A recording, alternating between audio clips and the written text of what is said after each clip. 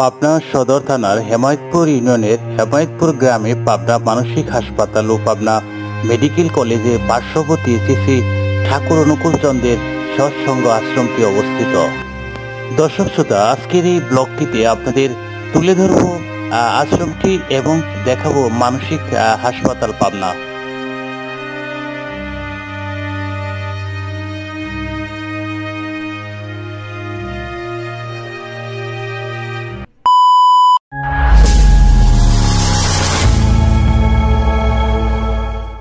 দর্শক শ্রোতা, নতুন আরেকটি ব্লগ নিয়ে আপনাদের সামনে হাজির হলাম। আর আমি এখন রয়েছি কিংবদন্তি নায়িকা সুচিত্রা সেনের বাড়ির কাছে। আর এখন যাচ্ছি পাবনার জনপ্রিয় আরেকটি ফেমাস স্পট, টুরিস্ট স্পট অনুকূল ঠাকুরের মন্দির। আর সেই মন্দিরটি আপনাদের ঘুরিয়ে দেখাবো, এর জন্য যাচ্ছি এখন। এখান থেকে রিক্সা নিয়ে যাচ্ছি অনুকূল ঠাকুরের মন্দিরে যাওয়ার জন্য, জেলা শিল্পকলা একাডেমি পাবনা। আর এই ভবনের রাস্তা ধরে আমরা যাচ্ছি।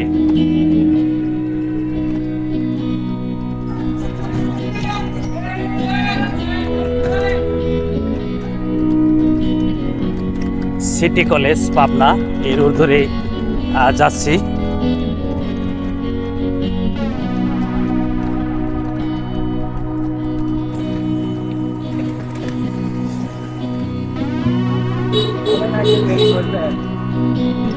দর্শক শ্রোতা, মন্দিরের যাওয়ার যে রাস্তাটি, আসলে এই রাস্তাটি ভাঙা রাস্তা। যাওয়ার সময় ঝাঁকি ফ্রি হিসাবে আপনাকে খেতে হবে।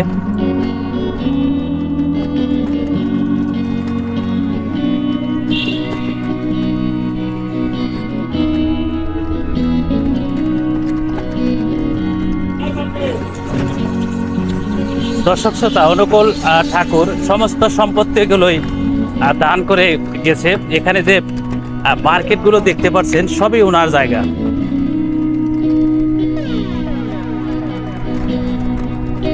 দর্শক শ্রোতা, আমরা শ্রী ঠাকুর অনুকূল চন্দ্র সৎসঙ্গ মন্দিরটির কাছে চলে এসেছি।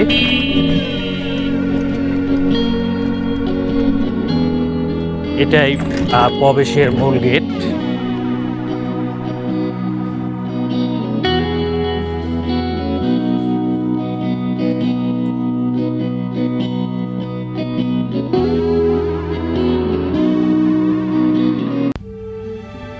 অনুকূল চন্দ্র 1888 সালে 14 সেপ্টেম্বর বঙ্গপ্রদেশের পাবনা জেলার হেমায়েতপুর গ্রামে জন্মগ্রহণ করেন। তার পিতা হলেন শিবচন্দ্র চক্রবর্তী এবং মাতা হলেন মনমোহনী দেবী। 1893 সালে তিনি হেমায়েতপুর গ্রামের প্রাথমিক বিদ্যালয়ে আনুষ্ঠানিক শিক্ষা শুরু করেন।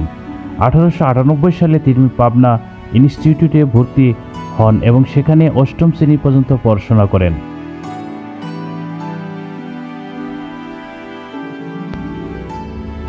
তিনি অমিতাবাদের রায়পুর উচ্চ বিদ্যালয়ের অল্প সময়ের জন্য পড়েন এবং তারপরে পশ্চিমবঙ্গের 24 পরগনায় নৈহাটি উচ্চ বিদ্যালয়ে 1905 সাল পর্যন্ত পড়াশোনা করেন। পরে তিনি কলকাতা ন্যাশনাল মেডিকেল স্কুলে ভর্তি হন এবং সেখানে হোমিওপ্যাথি ডিগ্রি অর্জন করেন। অনুকূল চন্দ্র দেওঘরের তপোবন বিদ্যালয়, দাতব্য চিকিৎসালয়, ইঞ্জিনিয়ারিং ওয়ার্কশপ, পাবলিশিং হাউস, ছাপাখানা ইত্যাদি প্রতিষ্ঠান করেছিলেন। সৎসঙ্গের প্রতিষ্ঠাতা শ্রী ঠাকুর অনুকূল চন্দ্র। প্রতিষ্ঠানটির নামের তাৎপর্য ব্যাখ্যা করে তিনি বলেন, সৎ ও সংযুক্তির সহিত তদ্গতি সম্পন্ন যারা তারাই সৎসঙ্গী, আর তাদের মিলনক্ষেত্র হলো সৎসঙ্গ। শুরু হলো মানুষ তৈরির আবাদ, কর্মের মাধ্যমে যোগ্যতার মানুষ গড়ে তোলাই হলো এর লক্ষ্য। সৎসঙ্গ ইষ্টবর্তী এর মাধ্যমে অর্থ সংগ্রহ করে এক বিরল প্রথা। ধর্ম কর্মের অপরূপ সমন্বয়ে সৎসঙ্গ আশ্রম, শিক্ষা, কৃষি, শিল্প, সুবিবাহ, আস্তিকের এই 4 স্তম্ভের অভিব্যক্তি। এই আশ্রমে বিভিন্নমুখী কর্মপ্রতিষ্ঠানের বিদ্যায়তন গড়ে উঠল। প্রাচীন ঋষিদের তপোবনের নবতর সংস্করণ যেন। ব্রহ্মচর্য, গাস্থ, বানপ্রস্থ ও সন্ন্যাস, সনাতন আচ্য জীবনের এই চারটি স্তরই সৎসঙ্গ আশ্রমভূমিতে এক সামঞ্জস্যপূর্ণ যুগোপযোগী রূপ লাভ করে। প্রাঙ্গণের হাসি রাস্তাটি মোজাক করা, দেখতে আসলে খুবই সুন্দর চাকচিক্য এই অনুকূল ঠাকুরের মন্দির। অনুকূলচন্দ্র ঠাকুর প্রায় 46টি পুস্তক রচনা করেন। এগুলোতে ধর্মশিক্ষা, সমাজ সংস্কার, প্রচলন প্রভৃতি বিষয়ে আদর্শ উপদেশসমূহ বর্ণিত হয়েছে। ঠাকুর অনুকূলচন্দ্রের আধ্যাত্মিক প্রেরণার উদ্বুদ্ধ হয়ে দলে দলে মানুষ এসে তার শিষ্যত্ব গ্রহণ করে। শরৎচন্দ্রের চট্টোপাধ্যায়, নেতাজি সুভাষচন্দ্র বসু, মহাত্মা গান্ধী, লাল বাহাদুর শাস্ত্রী, গুলজারিলাল নন্দা এই সৎসঙ্গের কর্মকাণ্ড দর্শন করে ভূয়সী প্রশংসা করেন। 1969 সনে 27 জানুয়ারি তারিখে 81 বছর বয়সে তারই প্রতিষ্ঠিত আশ্রম ভারতের বিহার রাজ্যে দেহগড়ে ঠাকুর দেহত্যাগ করেন।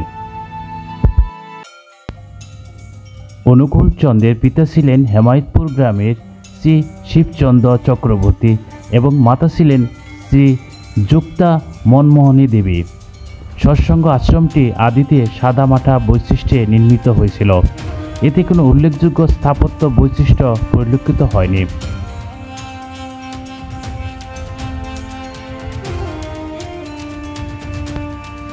শ্রী শ্রী অনুকূলচন্দ্রের পিতামাতার স্মৃতি রক্ষার্থে এই মন্দির নির্মিত। মন্দিরের সম্মুখ প্রাসাদে স্মৃতি মন্দির কথাটি পাথরের উপরে উৎকীর্ণ করা আছে। অনুকূলচন্দ্র সৎসঙ্গ নামে একজন জনহিতকর সংগঠন প্রতিষ্ঠা করে গেছেন। প্রকৃত অর্থে অনুকূল ঠাকুর মানবতার কল্যাণে তার জায়গা জমি যথাসম্বল উৎসর্গ করেছেন। স্মৃতি মন্দিরটি অন্যান্য ইমারতের তুলনায় এখনও সুরক্ষিত অবস্থায় আছে।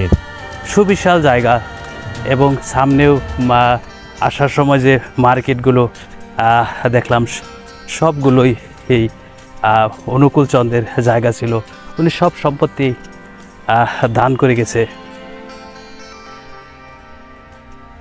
এবং মাঠের উপরে আমরা একটি দেখতে পারতেছি মঞ্চ, মুক্ত মঞ্চের মতো করা হয়েছে এবং খোলা মাঠ এবং দৃষ্টিনন্দন শিব মন্দিরটি দেখতে পাচ্ছেন।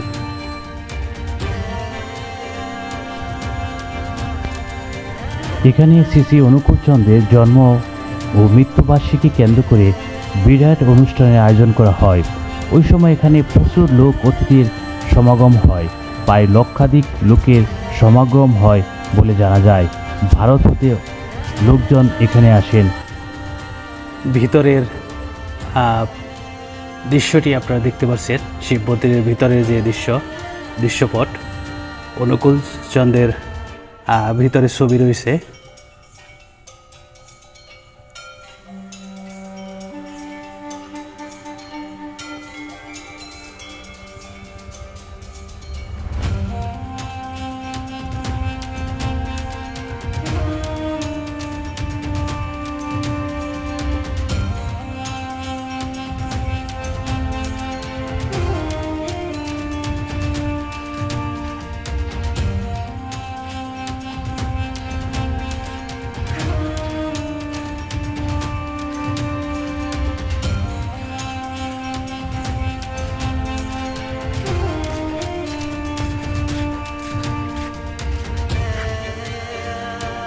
অনুকূলচন্দ্রের শিব মন্দিরটি থেকে সামনে আরেকটি মন্দির, দৃষ্টিনন্দন মন্দির। এখন আপনাদের সেখানেই নিয়ে যাচ্ছি।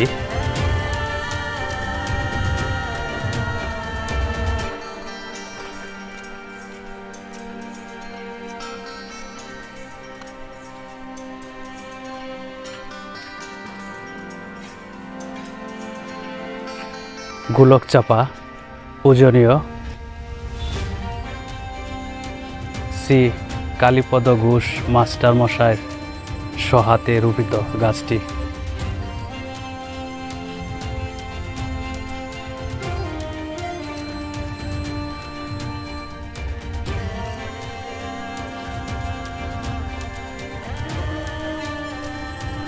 আর আপনারা দেখতে পাচ্ছেন আরেকটি মন্দির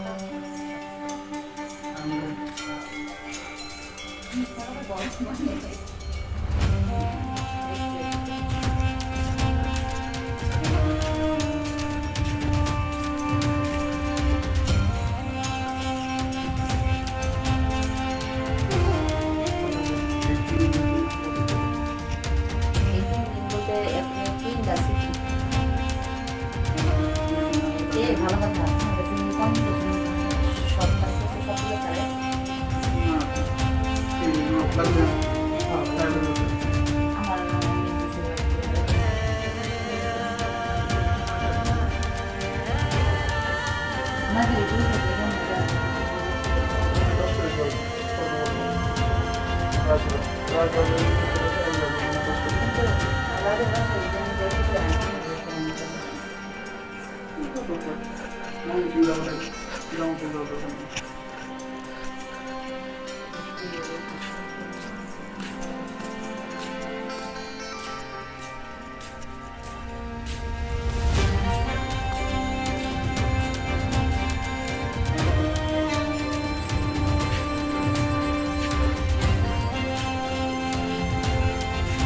অনুকূলচন্দ্রের দ্বিতীয় মসজিদের দ্বিতীয় মন্দিরের সামনেই অনুকূল শায়র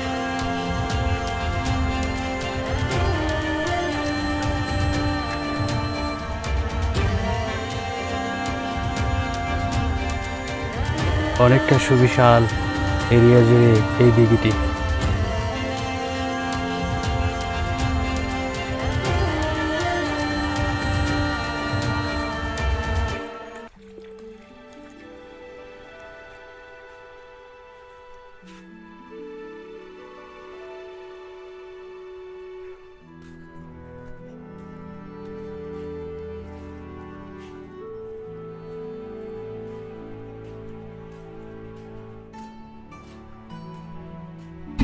দর্শক শ্রোতা, আমি অনুকূলচন্দ্র ঠাকুরের মন্দিরের থেকে বের হলাম। আর বের হওয়ার পরপরই পাবনা মেন্টাল হাসপাতাল, আর যে এই যে পাশে দেখতে পাচ্ছেন এটাই পাবনা মেন্টাল হাসপাতালের সীমানা প্রাচীর।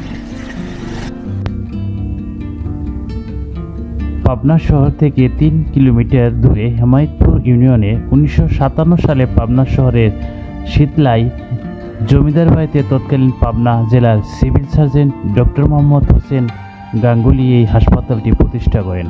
প্রতিষ্ঠার বছরেই হাসপাতালে কার্যক্রম শুরু হয়। প্রথম বছর হাসপাতালে মানসিক রোগী ভর্তি হয়েছিল 80 জন।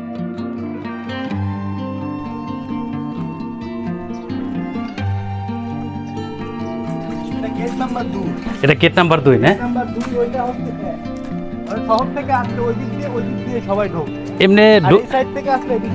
এমনি ঢুকতে দেয় না ভিতরে, তাই না? পরিচিত কোনো স্টাফ যদি আপনি থাকে ও ঢুকতে পারবেন। এখানে টাকা আমাকে দিবে। এটা সরকারি আর এটা হলো বেসরকারি না? এটাও সরকারি, কিন্তু এটাকে পে করতে হবে।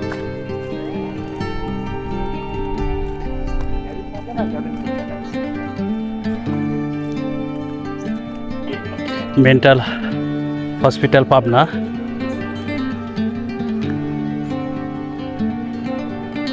সামনেই সুন্দর একটি বাগান দেখতে পাচ্ছেন।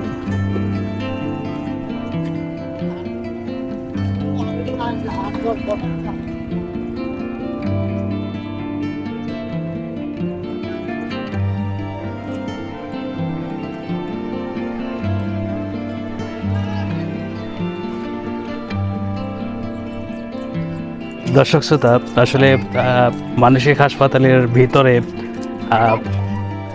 ঢুকতে দেয় না। যদি রোগী থাকে তাহলে ঢোকা সম্ভব। আর এই পাবনা মানসিক হাসপাতাল যখন তৈরি হয় তখনকার সময়ে যারা ইঞ্জিনিয়ার ছিল তাদের থাকার জন্য জমিদারদের বাসস্থলের মতোই এখানে কিছু পুরানো স্থাপনা রয়েছে, সেটা আপনাদের দেখাচ্ছি।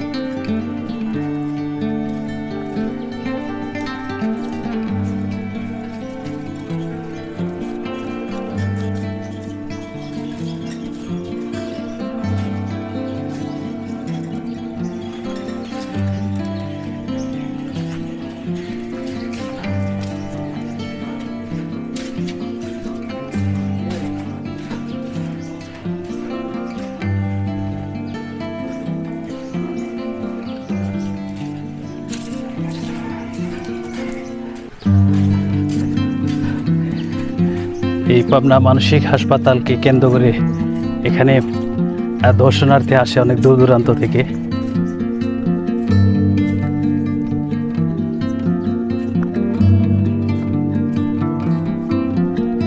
সামনে বইবের দেন শহর থেকে জোর বাংলা মন্দির কয় মিনিট লাগবে যাইতে? হ্যাঁ, ওর বাংলা মন্দির গেলে পরে আপনার মোটামুটি 5-7 মিনিটের হবে। বুঝছি বুঝছি বুঝছি বুঝছি, ধন্যবাদ আপনারই।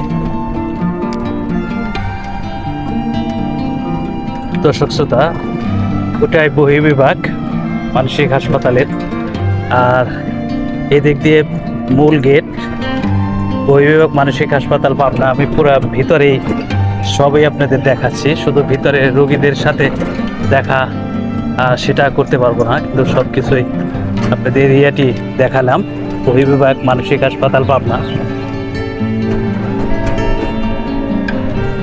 এটাই মানসিক হাসপাতালের মূল গেট। এখান দিয়ে আমরা বেরিয়ে যাচ্ছি এখন।